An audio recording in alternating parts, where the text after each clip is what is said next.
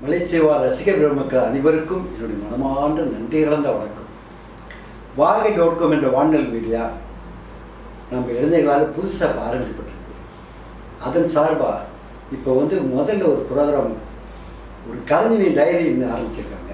அதில் என்னை பேட்டி கொடுக்கறதுக்கு அவங்க கேட்டாங்க.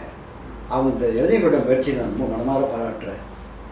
அதனால் உங்களுக்கு ஒரு அருமையான பேட்டி கொடுக்கணும்னு நான் வந்திருக்கேன்.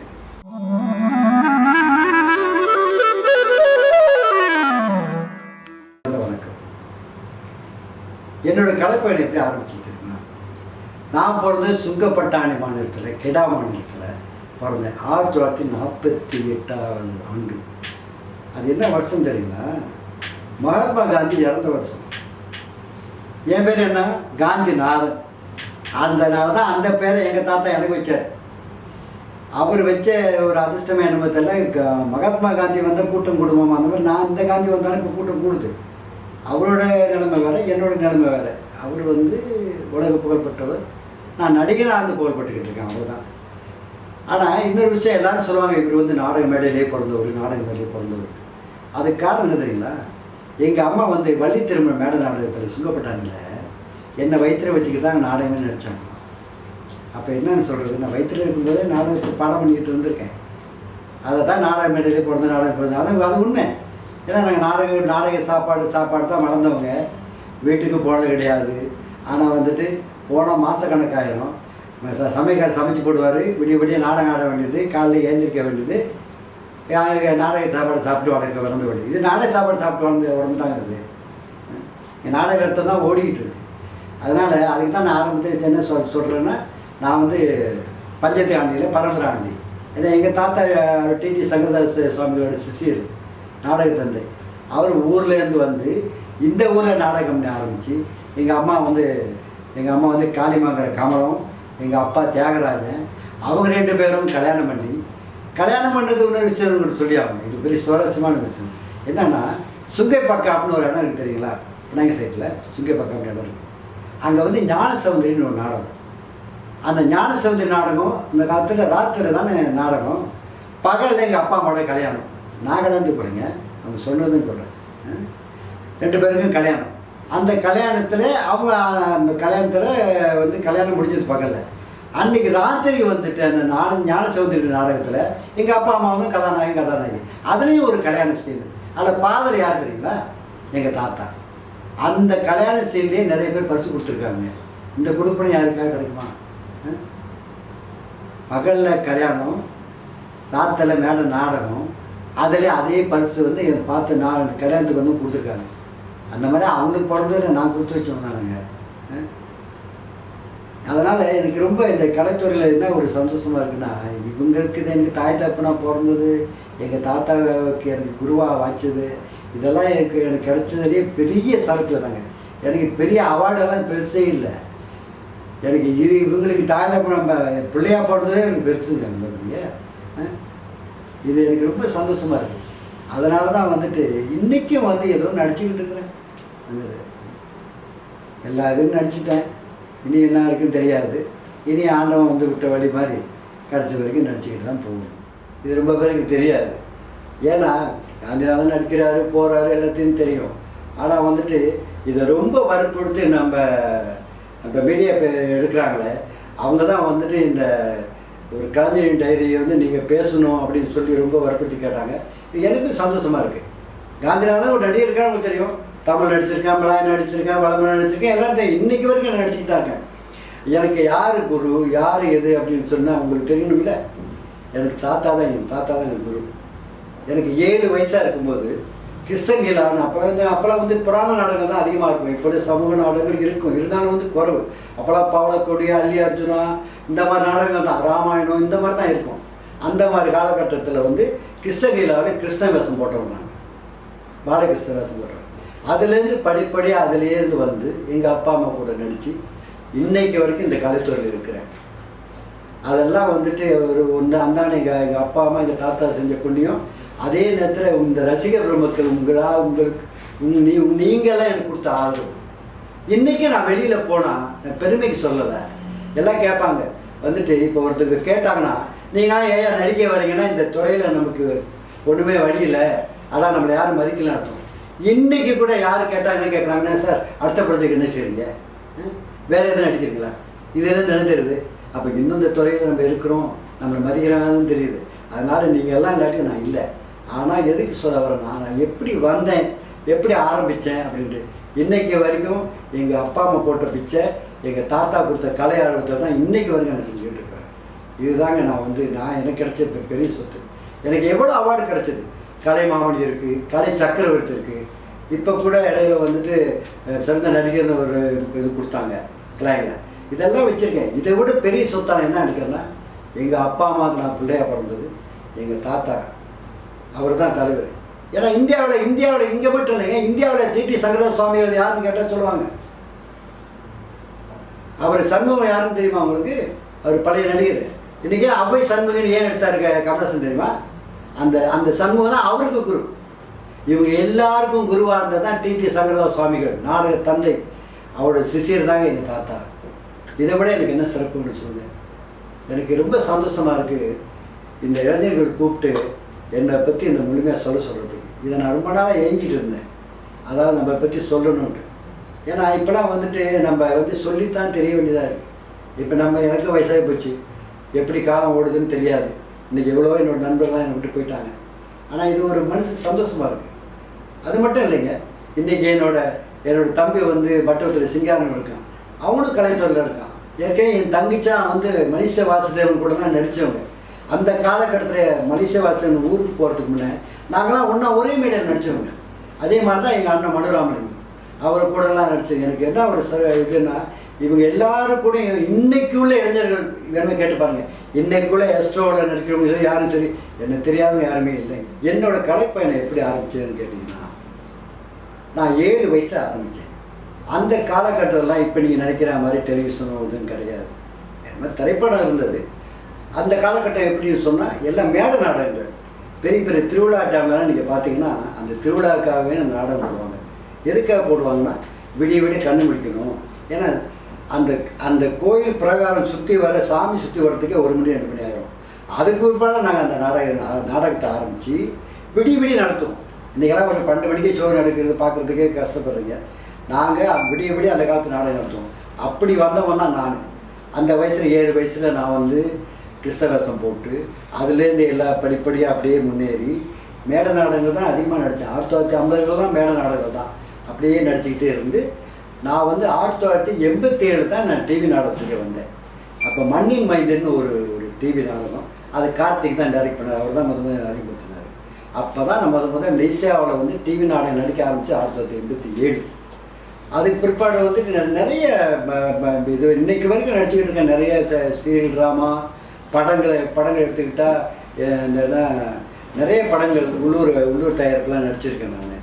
அதில் நிறைய அந்த கானாவோட சீடிங்கெல்லாம் சொல்லணும். சீடின்னு எடுத்துக்கிட்டால் நிறைய சீடிங் நடிச்சிருக்கேன். கானாவோட தயாரிப்பெல்லாம் நிறைய நடிச்சிருக்கேன். அதே நிமிஷத்தில் இந்த உள்ளூர் திரைப்படங்கள் எத்தனை படங்கள் வந்துச்சு. அந்த படங்களில் நானும் சுமார் ஒரு 10-15 படங்கள் கிட்ட நடிச்சிருப்பேன். அதே நேரத்தில் மலாய் படம்லாம் நடிச்சிருக்கேன்.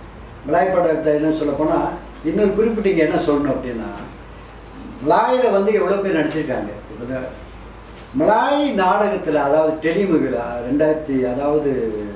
2005 ஒரு நாடகம் கந்தசாமின்னு வந்தது. இப்போ உள்ள கந்தசாமி இல்லைங்க, அது விக்ரம் நடித்தது. இதுக்கு முன்னே நான் கந்தசாமி நடிச்சிட்டேன். அது எப்படின்னா, ஒரு பழைய காலத்து கதை மாதிரி. பழைய காலத்து கதை எப்படின்னு சொன்னால், இந்த ரயில்வே போட்டரோட கதை. அதில் நான் கந்தசாமி நடித்தேன். அதில் கந்தசாமியை நடித்தது மட்டும் இல்லாமல் அந்த மலாய் நாடகத்துக்கு நான் தான் எங்கள் கதாநாயகன். நான் தான் மலாயில் ஒரு தமிழாளி ஹீரோன்னு நான் தான். அது அதான் அதுக்கு பிற்பாடு நடித்ததை வர நான் நடித்தது. அதில் மியோவசிமானா அப்படின்னு சொல்லி ஒருத்தர் டைரக்ட் பண்ணார். அதுதான் என்னோட மலாயோட டெலி மூவி ஃபுல் மூவி. அது ஒரு படம் மாதிரி எடுத்திருந்தாங்க. ஒரு பொங்கல் டைமில் ஒரு மலாய் ட்ராமா போச்சு. அது அந்த எத்தனை பழைய காலத்தில் நடந்த ஒரு சம்பவம் மாதிரி. பழைய காலத்தில் ஒரு போட்டர் எப்படி இருப்பாங்க, அந்த மாதிரி ரயில்வே போட்டர் கதை. அது என் பேர் கந்தசாமி. அதில் நடித்தேன். அது ஒரு பெருமை மலாயில். அதே மாதிரி இன்றைக்கி வரைக்கும் நான் நிறையா மலாய் படம் நடிச்சிருக்கேன். எஸ்டேட்னு ஒரு மலாய் படம் நடித்தேன். அது இவர் நம்ம முகமது காலிட் எடுத்தார். அதையும் நம்ம தமிழ் நடிகர்லாம் நடித்தாங்க. எல்லோரும் கலந்து நடித்தோம். அதில் அது நடித்தேன். அதுக்கு பிற்பாடு வந்துட்டு கேஎல் ஜோம்பின்னு சொல்லி ஒரு மலாய் படம். இன்னொரு படம் வந்து என்னது ஒரு ஒரு இராணுவ சம்மந்தப்பட்ட கதை இது. அந்த ஒரு படம் நடித்த படம் ஞாபகம். அதில் வந்துட்டு அந்த காலத்து பழைய கம்யூனிஸ்ட் கதை மாதிரி ஒரு கதை இருந்ததால் அதில் வந்து நான் வந்து அந்த ஹீரோவுக்கு அப்பாவை நடித்தேன். சசி ஹீரோ நடித்தார். இது மாதிரி நிறைய, அதாவது தமிழ்லையும் சரி, மலாயிலையும் சரி, மலாய் ட்ராமாவும் சரி, அது எல்லாமே நிறைய விளம்பரங்கள் நான் செஞ்சுருக்கேன். இப்போ வந்து பரவாயில்ல சில விஷயங்கள் பேசப்படுது. அதாவது கலைஞர்கள் கூட ஒற்றுமில்லை.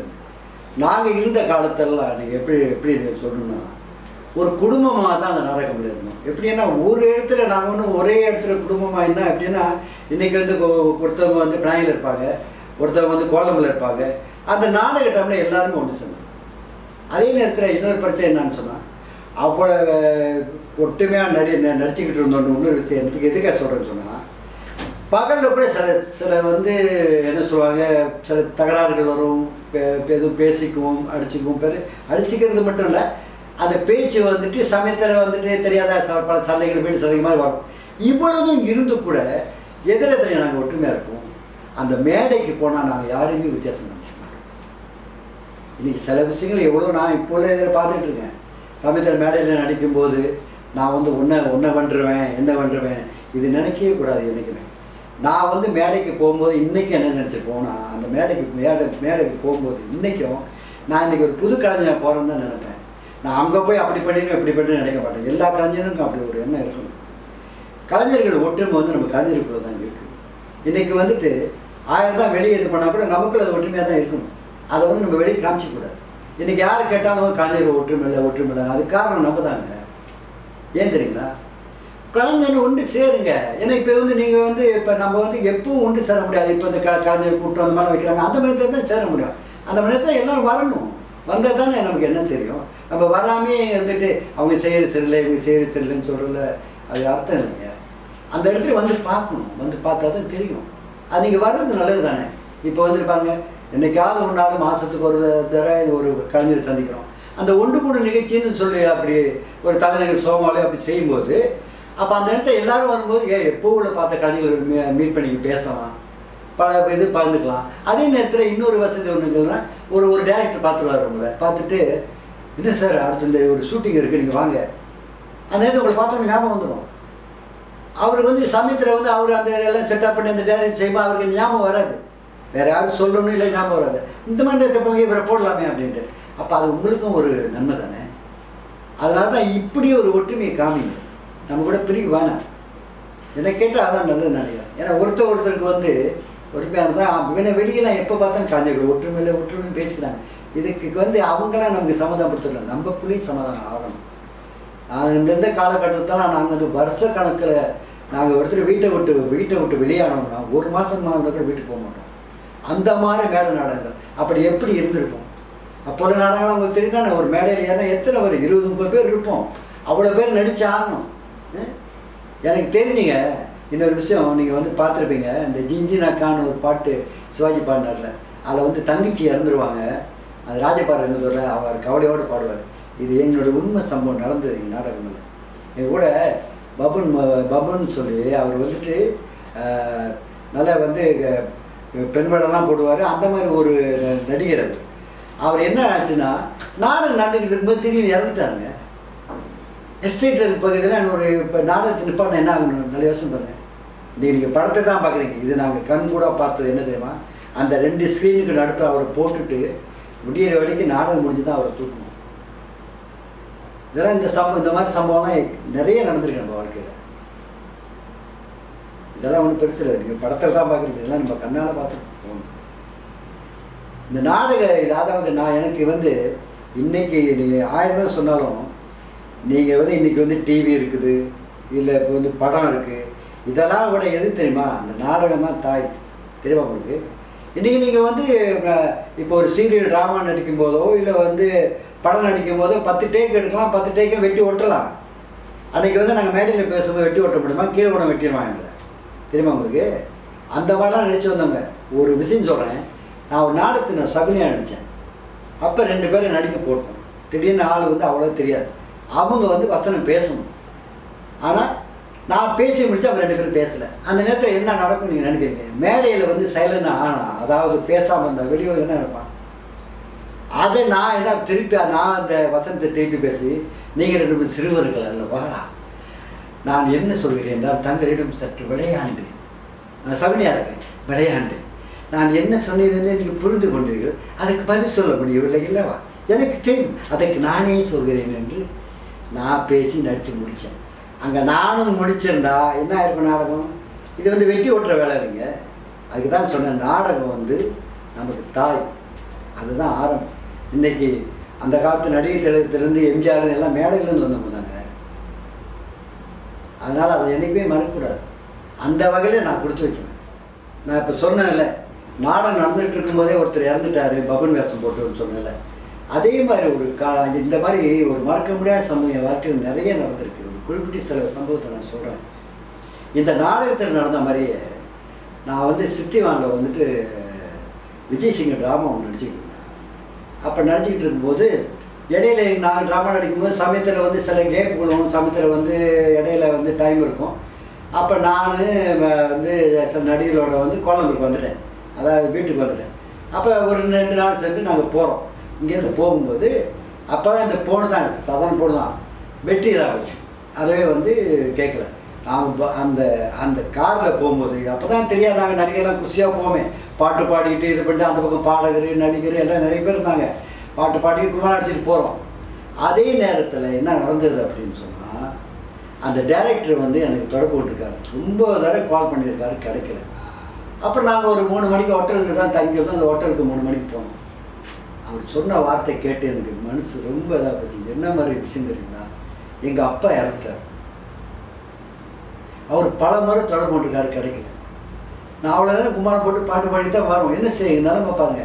எங்கள் அப்பா இறந்த எங்கன்னா டைப்பிங்கில், நான் ஷூட்டிங்கில் இருந்து சிட்டிவாங்க. அதுக்கு பிற்பாடு விவரம் தெரிஞ்சு இது விஷயம் தெரிஞ்சு அவர் சொன்ன பிற்பாடு, என்னப்பா இத்தனை தடவை கூப்பிட்டேன் கிடைக்கல, எப்படி இருந்தோங்க அந்த மாதிரி சூழ்நிலை பாருங்கள். எங்கள் அப்பா அவர் வந்துட்டு கடைசி வரைக்கும் வந்துட்டு எனக்காக தான் அந்த உயிர் எடுத்துருந்துருக்கு. என் தம்பி வந்து என் பேரை சொல்லி தண்ணி ஊற்றுன கையோட அவர் உயிரே போயிட்டு. அப்போ அந்த மாதிரி சூழ்நிலை எனக்கு எப்படி இருந்திருக்கும் பாருங்கள். மறுநாள் இந்த ஷூட்டிங்கை கேன்சல் பண்ணிட்டு அங்கேருந்து டேக்ஸி பிடிச்சி நான் டைப்பிங் போனேன். என்ன பிடிச்சி நல்லா காலம் அந்த சித்தியமான டைப்பிங் கிட்டேயா போயிடுச்சு. இன்னும் தூரமாக இருந்தால் எப்படி இருக்கும்? இந்த மாதிரி பல சம்பவங்கள் என் வாழ்க்கையில் நடந்திருக்கு. ஒரு சம்பவம் நாடகத்தில் சொல்லிங்கன்னா, எங்கள் அப்பா வந்து சகலகலா வளர்னு தான் சொல்லணும். ஏன்னா அவர் எப்படின்னா, அவருக்கு மேக்கப் பண்ண தெரியும், நடிக்க தெரியும். தூக்கின்னு ஒரு படம் சிவாஜி நடிச்சிருங்க, பார்த்துருப்பீங்க. அதில் வந்து எங்கள் அப்பா வந்து இன்னைக்கு கமல்ஹாசன் நடிக்கிறான்னு சொல்கிறீங்க, அப்போவே எங்கள் அப்பா அந்த ஒரு நாடகத்தில் 11 வேஷம் வருவார். 11 வேஷம். அதில் வந்து கரடியிலேருந்து அந்த வாழையா போட்ட வேஷத்துலேருந்து அப்போ பாருங்க ஒரு நடிகர் மேடையில் அது எங்கள் அப்பா செய்வார். அப்படி அந்த மாதிரி காலகட்டத்தில் செய்யும்போது ஒரு நாடகத்தில் வந்து சண்டை காட்சி நான் படம் சண்டை போடுவோம்.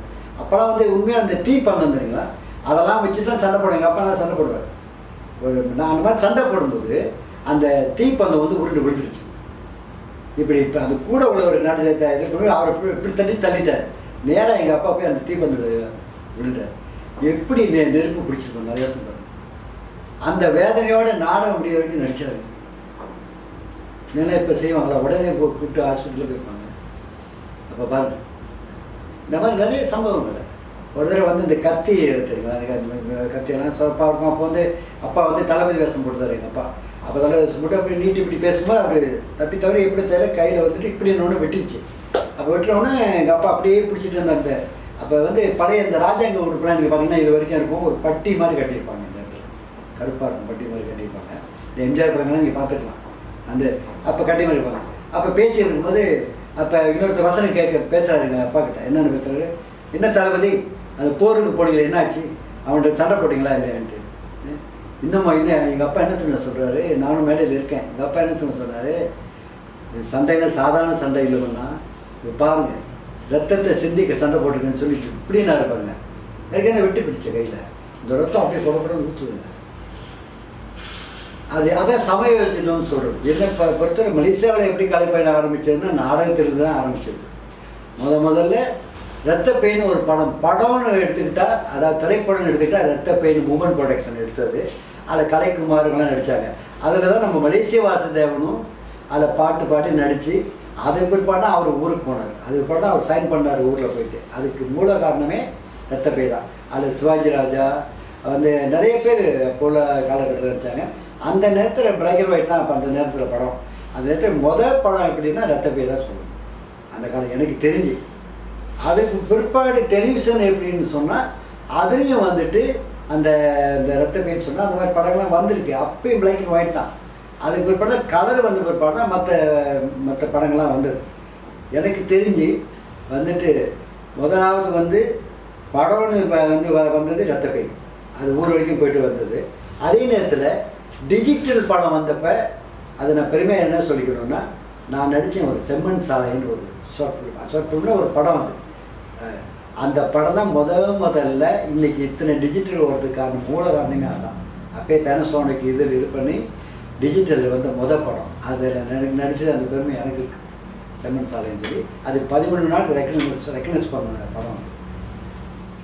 நான் நடிகராக வந்து இப்போ உள்ள விஷயங்களை சொல்கிறத விட நிறைய கஷ்டங்களை அனுபவிச்சிருக்கேன்.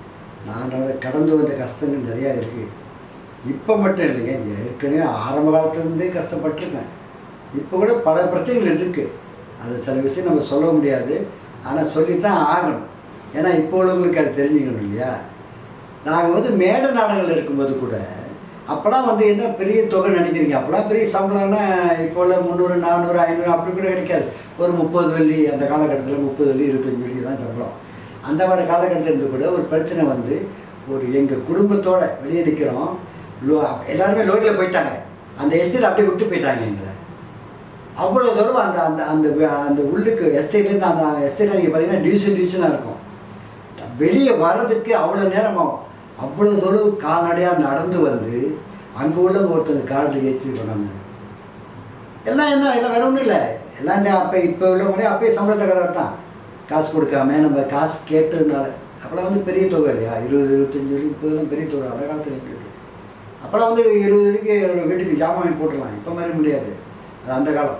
அந்த மாதிரி காலகட்டத்தில் அந்த காசு பெருசு. அந்த காசை கேட்டதுனால விட்டுட்டு போயிட்டாங்க அப்போன்னு. அந்த மாதிரி பட்டிருக்கோம். இங்கேயும் சில விஷயங்கள் நடந்துருக்கு. சில இடத்துல வந்துட்டு நம்ம ஏதாவது ஒரு ஷூட்டிங் போவோம், நடிக்க போவோம். அமைதியில் நம்ம கையில் காசு இருக்காது. ஏதாவது கேட்டோம்னா ஐசி இப்போ ஒன்றும் இல்லைண்ணே அப்படின்னு. அந்த மாதிரி காலகட்டத்தில் போய் மிச்சந்தில் நின்று டெக்ஸி கூட காசு இல்லாமல் எவனோ ஒருத்தன் தெரிஞ்சவங்க ஏற்றிட்டு போனவங்கலாம் நடந்திருக்கு. இந்த மாதிரிங்க நிறைய கஷ்ட காலங்க சொல்லணும்னா எவ்வளவோ இருக்குது. சமயத்தில் சொல்லுவாங்க, சார் கரெக்டாக நீங்கள் வாங்க சார் வந்துட்டு. இன்னொரு விஷயம், பிரமாதமான விஷயம் ஒன்று நடக்குது. என்ன தெரியுங்களா? என்ன ஒன்றுன்னா, பெரிய படம்லாம் எடுத்துக்கிட்டு இருப்பாங்க, பெரிய இதாக செஞ்சுக்கிட்டு இருப்பாங்க. வந்து சில பேர் கூட கேட்பாங்க, ஏன் சார் இல்லை நீங்கள் நடிக்கல அப்படின்னு. இல்லைங்கப்பா தெரியல, எனக்கு இவருடைய கேரக்டர் இல்லை போட்டு. அந்த நேரத்தில் யாரும் நடிக்க கூட அந்த நடிக்கிறவன் வராமல் போயிடுவான் போகுது. உடனே கூப்பிடுவாங்க, இங்கே கால் பண்ணி கூப்பிட்டுட்டு என்ன சொல்லுவாங்க நீங்கள் நினைக்கிறீங்க வந்துட்டு, சார் இது உங்களுக்காக எழுதுன ஸ்கிரிப்ட் சார், தேடிக்கிட்டு இருந்தோம் சார், உங்களுக்கு டெலிஃபோன் நம்பர் இல்லை சார். பார்த்தீங்களா நடிகங்கிட்டே எப்படி நடிக்கிறான்னு பார்த்தீங்களா. இந்த மாதிரி எத்தனையோ நடிப்பாக காலங்காலத்தில் 7 வயசுலேருந்து பார்த்துட்டு இருக்கேன் நம்மக்கிட்ட. அது ஏன்ப்பா முதல்ல நடிச்சுட்டு போனவன் நடிக்க முடியாமல் போயிட்டான்னு சொல்லி தொலையேப்பா.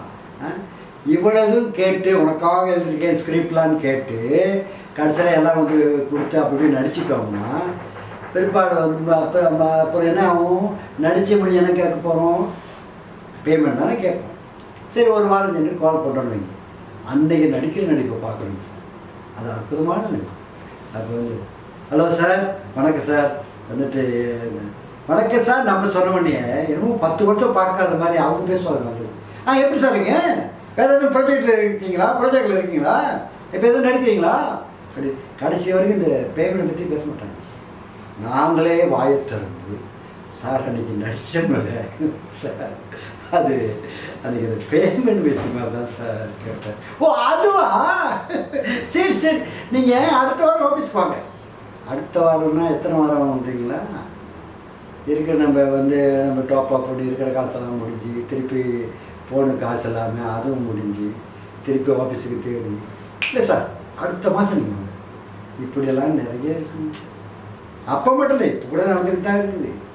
அது சில பேர் நான் சொன்ன கூட வருத்தமாக இருக்கும், அதை பற்றி ஒன்றும் இல்லை, இது நடக்கிற உண்மை தான் நான் சொல்லிக்கிட்டு இருக்கேன்.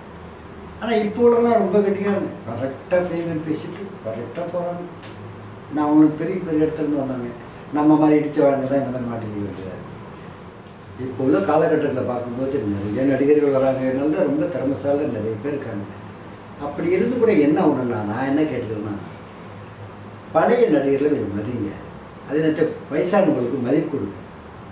அவங்ககிட்ட இருந்து வந்து தானே சில விஷயங்கள்லாம் இருக்குது. அவங்ககிட்ட கேட்டு தெரிஞ்சுங்க. அவங்கள வந்து இப்போ இந்த பொழுது எனக்கு தெரிஞ்ச காலகட்டத்தில் நான் பார்க்குறேன் வந்து ரொம்ப பேர் வந்து பழைய நடிகர்களை மதிக்கிறதே கிடையாது.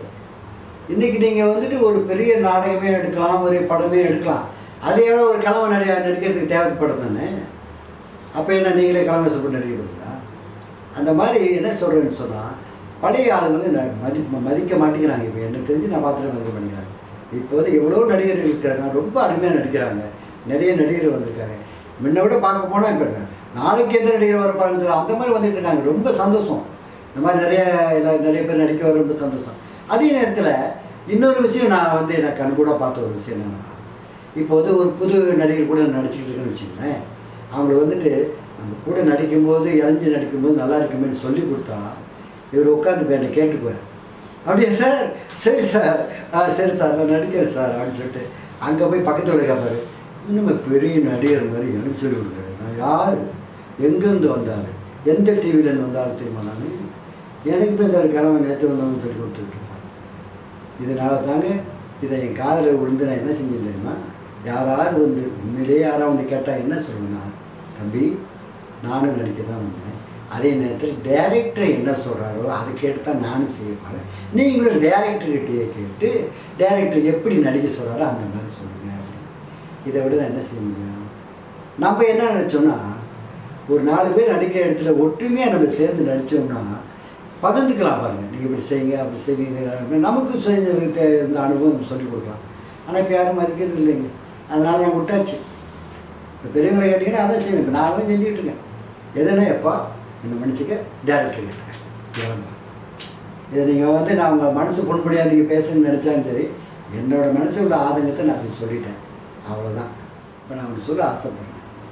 இப்போ உள்ள காலகட்டத்தில் நிறைய நம்ம கலைஞர்கள், இளைஞர்கள், நடிகைகள் சரி நடிக்கிறது அற்புதமாக நடிக்கிறீங்க. அதே நேரத்தில் நான் என்ன சொல்கிறேன், இந்த கலைத்தாயை வந்து மனப்பூர்வமாக நினச்சி இந்த நடிப்பு துறையில் நல்லபடியாக முன்னேற பாருங்க. அதே நேரத்தில் கலைங்கிறது ஒரு நான் சொல்லி தெரிஞ்சிக்க வேண்டியதில்லை. ஏன்னா உங்களோட நடிப்பு திறமை இதெல்லாம் இருக்கிறதுனால நீங்கள் நல்லபடியாக இதை பயன்படுத்தி நீங்கள் மேலும் மேலும் நல்ல பெரிய நடிகராக வரணும்னு சொல்லிட்டு மனசார வாழ்த்துறவங்க எல்லாரையும்.